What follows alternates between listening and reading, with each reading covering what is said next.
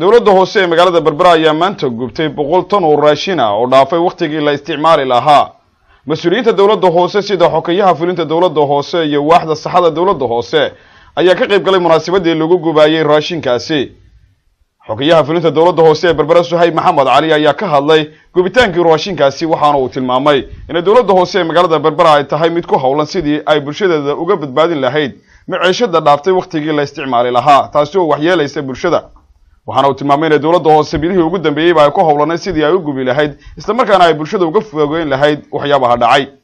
waxa isaguna sidoo kale halkaasi ka hadlay madaxa saxada dawladda hoose ee Berbera oo isaguna tilmaamay in sidoo kale ay ku hawlan tahay waaxdan isla markaana ay u xirsaaran tahay ilaalinta alaabooyinka dhacay isla markaana ay ka wada shaqeeyaan xafiiska quality controlka isagoo xusay in aan ahayn badaacadan intii ugu horeysay ee muddo dhaafka ah ee ay dawladda hoose ee Berbera ay gubto.